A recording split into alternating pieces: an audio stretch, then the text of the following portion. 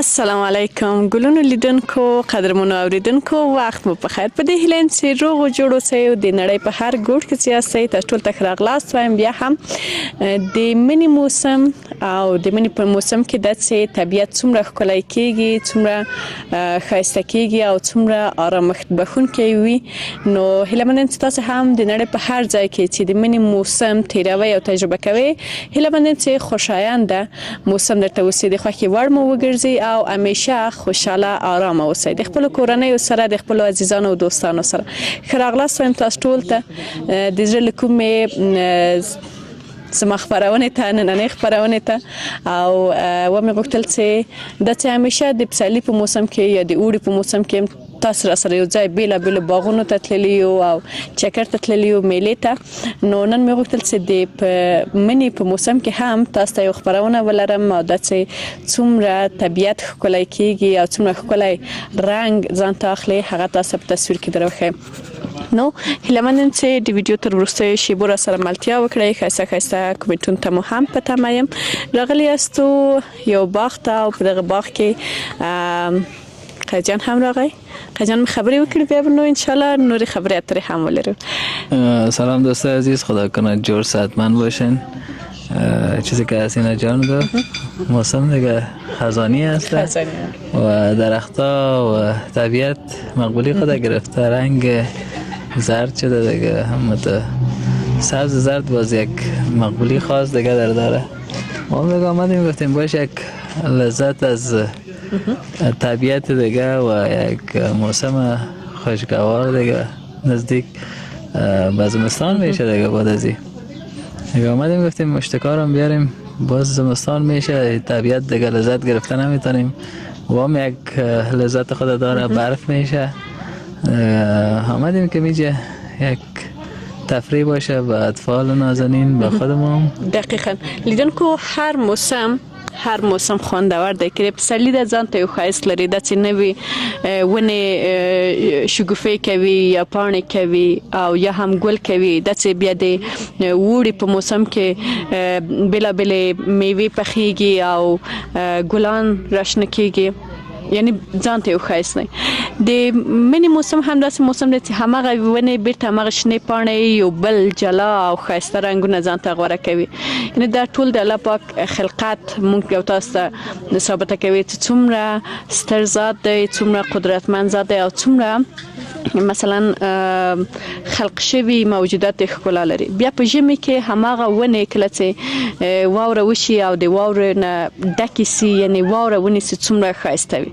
نو همداسې چې په پسرلي کې په اوړي کې هم تاسو ته ویډیوګانې ثبت کړي دي، نشر کړي مو دي او اوس هم چې همدغه ویډیو د مني موسم ده، لا به هم ثبتو، نورې ویډیوګانې هم نورو ځایونو ته به هم ځو، ځکه تر اوسه هم د اوړي موسم دوام لري او هغه وخت له خیره ژمی را رسي. ښایي په ژمي کې هم همداسې کې یو ځل حداقل راسو او تاسو ته ویډیو واخلو. یک موضوع زیاد جالب است، یک چیز جالب است تا نشان بدم موضوع. ما بیایم مایک بیارم که امرشان گپ بزنیم. یکی کجا آمدن بیتا ما مصروف ویدیو چی میکنن، خاک لذت میکنن. موسا جان چی میکنی بچه؟ هوره جان چی میکنی؟ این طرف سای کنجا اول یک سلام بتی به استاد سلام بتی. خب بیا اینجا بیا ایره بگی چی میکنی هوره یه دفعه اینجا بیا. نه خاک نکن که من گپ بزنم. هوره پرتو دسته دمو تو بیا. خب اول یک سلام استاد دیگه کاکا خاله را سلام بتی. کاکا سلام خاله. سلام کاکا جان. چطور هستی؟ خوب هستین؟ من خوب هستم. هوره بیخی خوب است. چی میکنی اینجا چی میکنی امیاله؟ ها؟ بگو. خانه میکشی؟ این از کی یاد گرفتی؟ کتاویه جان موسا. هوره موسا خانه جور میکنن؟ این از کی یاد گرفتی؟ کتاویه جان. خب برو مزاحمت بورته نکو لیدونکو. نو د ماشومان خواسته دنیا د توینې چې دوی څومره ښه مصروف دي، د ډېر ښه ورته ګټورم دي. دوی د خپلې لوبې وکړې، موږ بیرته خپله غذا ته لاړ سو او قصې به وکړو لیدونکو له تاسو سره. نو تاسو هم را سره اوسئ. ما مخکې نه پوهیم څه ویلې، ما دا ویلې زه به بیرته په خپل ځای کې کینم. وای څنګ د جای خود سنګینه، زه به بیرته په خپل ځای درنه کینم، ځکه چې شاته مې ماشاءالله ډېر ښایسته طبیعت دی. یعنی دا ګلان زما ډېر زیات خوښېږي. تاسې ګورئ چې په دې خزانې او په دې د مني په موسم کې هم دا څومره ښایسته رنګ لري، تر اوسه هم همداسې تر و تازه دی. نو قصې مو کولې، یو څه شیان ما د کوره راوړي دي، هغه به هم په ګډه سره زه به دلته جوړ کړم، بیا به چای وچکو او ډوډۍ به هم همدلته فرمایش ورکړو، ځکه چې زه او قایجان وږي د غرمې ډوډۍ هم نه ده خوړلې. او اوس هم تقریبا ماسپښین شیبې دي. نو راسره مل اوسئ، خپرونه مو دوام لري.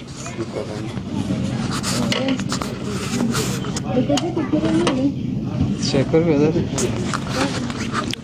دوستان عزیز که از باغ انگورش هم مستفید شدیم دیگه. یه از طرف رستوران است دیگه، یک میوه طبیعت او میوه د اندغه باغ میوه ده څومره ښه لیدونکو ما هم د کوره میوه راوړده د دې سره به یو ځای جوړ کړو زه ډیره مننه کوم له دوی څخه د دې باغ له رئیس څخه او د دې باغ له کارکونکو څخه واقعا ډیر ښه خلک دي ډیر مهربانه خلک دي او ډیر زیات کوشش کوي نه ډیر په میلمه پالنه کې ما اول مقام دوی ته ورکړی دی یعقوب شغل به میمونه و میمونه خیر د نور میوه سره به یو ځای وي سوزه بغه میوه هم جوړه کوم بیا دغه سره به یو ځای ان شاء الله ورورو نو قجن زنه په ویډیو به واخلې که مایک اخلي زه به ورورو دشان جوړ کم څومره ښه او جالبه تصادف ته چې ما په تازه میوه کې نور میوې سره وړې وي انګور مې ورسره نه وروړي زه به د مایک خپل ټیک بند کم او خپل کار به وکړم ځکه چې وای په وږي ناست باندې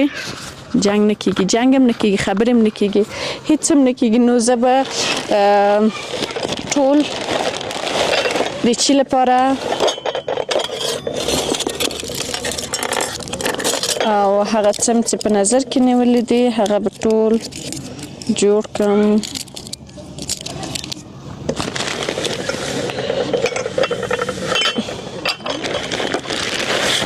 نو میلې ته چې لیدونکو راځو باید کوشش وکړو چې اکثرا هغه کوم وسایل مو چې په کار دي هغه ځان سره وړو بیا زه نو څنګه راوړم چې زه بیخي بسته‌بندي کوم بیا نو پیکوم او بیا یې راوړم ښه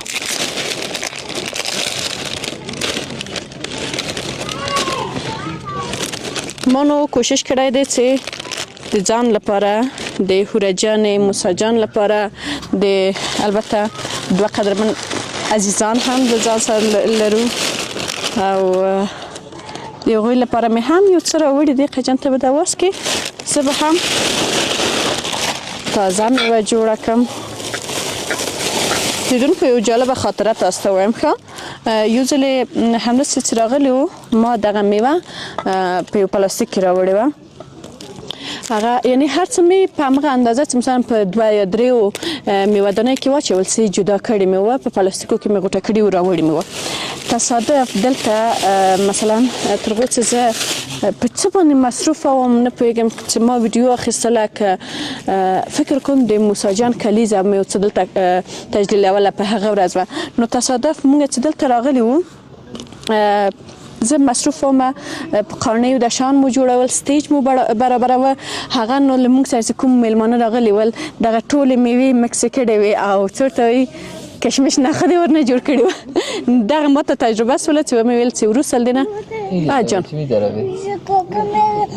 بیا اینجا پیشروی کامرای استاد شدی بچه خب کاکا میگه خود دست نزن در خاک این طرف بیا لیدونکو تازه میوه می هم به ځان سره راوړې ده او خوشبختانه چې د باغ له 2 رقم میوونه هم مستفید شولو چې هم انګور او هم املوک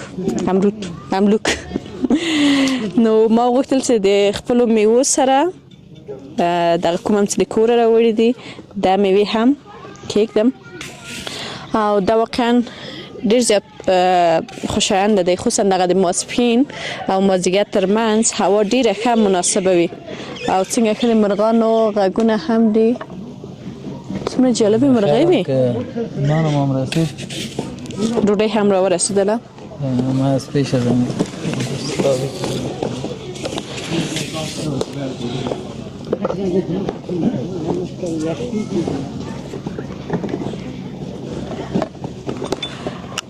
لیدونکو نن نو مونږ بیخي طبیعي توګه یعنی هر څه مو په آزاد فضا کې په شنه چمن کې ځکه چې همدغه نو د دې موسم وروستی وختونه دي او ښه ده چې ورنه مستفیده شو له دغه ښکلي طبیعت څخه د الله پاک ستر طبیعت ښکلی طبیعت دی نو ډېره ښه ده چې موږ تاسو هم ورنه مستفید شو خیجان لږ ما سره کومک وکړي دلته به خیره بیا در مشکل نیست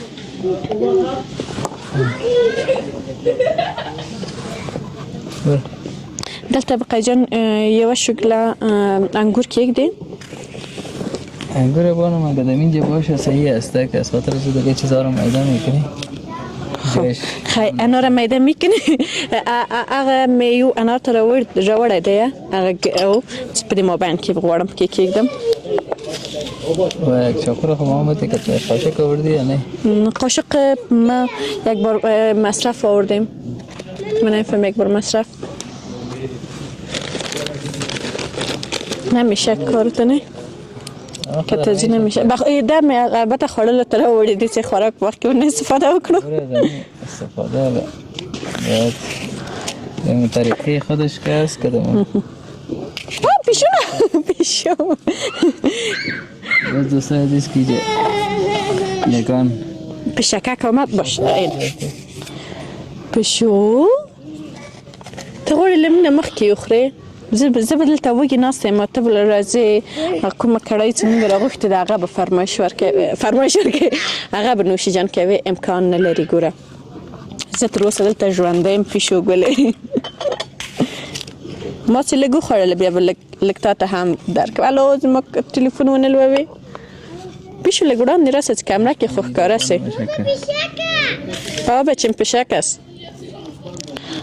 کاش که یو بل څوک وای چې زمونږ د کمرې نه شاته یو ویډیو اخیستې وای ځکه چې پیشک دومره ښکلې ناسته ده د تلیفون څنګ ته د کمرې څنګ ته و سنم مهم کاره چپه نکنه یعنی کنه این طرف بچه این طرف دوستان عزیز امیر از زود تیار کنیم که نانم رسیده دور از دلتان کڑیز که سرد نشه شاید خوب گشنام شده باشه قیجم ما تو نان چاشت نخوردیم نان چاشت است وقت چاشت د همدې لپاره هم ونه خوړلی لیدونکو میگه که بله رفته و لذت ببریم ویتامین دی بگیریم همین نان بخوریم ایده لپاره چې لیدونکو نور وخت به چې موږ راتللو بیا به ماښام مخصوصا پورې دلته و د شپې ډوډۍ به م اکثرا خوړله ولې اوس د شپې ډوډۍ بچه خیره دخترک موترک گرفته برو کت ساتریکو کت دخترک ساتریکو موسا نبیا پیشو بچیم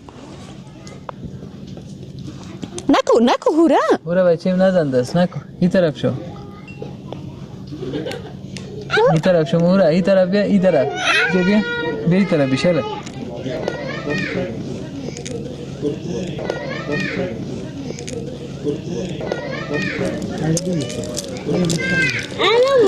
یا موسا رو ببر بچه موسا رو پیشک نخوره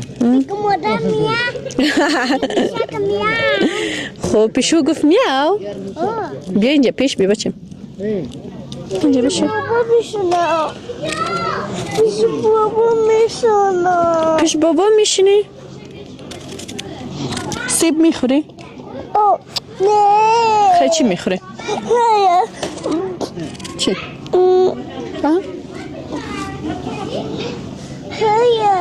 اینه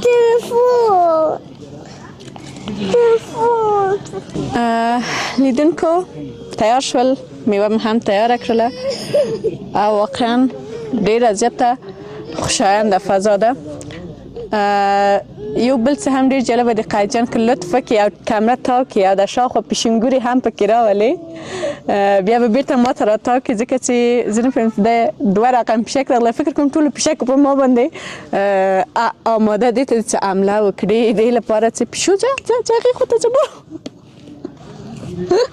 پیشو ګوره زه ورو درنه ډارېږم مخې ته د هډوکي غوښه ایښې ده نو تازه میوه مو هم تیاره کړله او شین چای له وچې میوې سره افغاني میوې سره او ورسره هم د چرګ خوندوره کړایي پیشوګله هم شاوخوا ته ګرځي نو ځای مو خالي دی لیدونکو تاسې را سره مل اوسئ زه به دغه پارک دغه ښکلې فضا ډېرې ویډیوګانې تاسو ته واخلم او د خپرونې په لړ کې به سره شریک کړم اوس به موږ ته لږ اجازه راکړئ موږ به د ډوډۍ نوشیجان کړو که نه د موږ به مخکې پیشوګکان نوشیجان کړي تاسې هم را سره مل اوسئ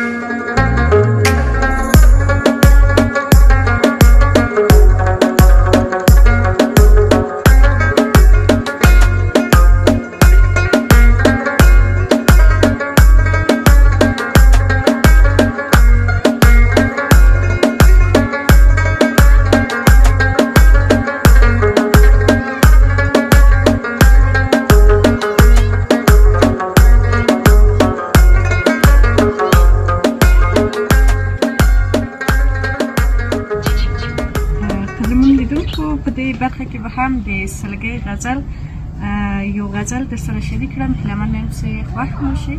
پرته له شکه چې د سلګۍ جانې غزلونه خو ډېر ښکلي دي، ولې دا چې زه تکلمه کوم نو په دې هیله یم چې ستاسو د خوښې وړ وګرځي. وایي عشق لویه مرتبه ده، زه پوهېږم د مین د زړه کعبه ده، زه پوهېږم یاره ستا په نرګسي سترګو کتاب کې خوندوره کلمه ده، زه پوهېږم. یو چا دغسې په غوږ کې راته وویل جینۍ خیال کوه، جینۍ خیال د سره لمبه ده، زه پوهېږم. ساقي بیا ډکو جامونو سره وایي دا ژوند ښکلې فلسفه ده، زه پوهېږم. یه سلګۍ څوک چې د مینې نه خوند اخلي تصور کې آینه ده، زه پوهېږم. د سلګۍ جانې په قلم د برکت اوسي، واقعا هغه خو تل ښکلي غزلونه لیکي، نو هیله من یم چې ستاسې هم د خوښې وړ ګرځېدلی اوسي. ګلونو لیدونکو ګورئ یو بله ښکلې منظره په تاسو باندې راوښیم. دا ونه څومره ښکلې ښکاري په دې فصل کې، او هغلته سر ته ګورئ څه میوه یې نیولې ده او همدا رقم لاړ بوسو او دا ښکلی تعمیر به هم وګورو چې ډېر ښایسته ډیزاین کړی ده. البته دا یې شا ده نو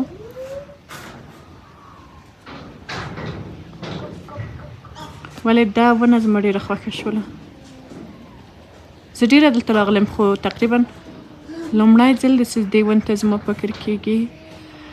ښایي په نورو موسمونو کې دا ونه عادي ښکاري، ولې ټوله ښکلا یې همدغه د منی په موسم کې دی، ځکه به نو زما توجه هم ځان ته واړوله.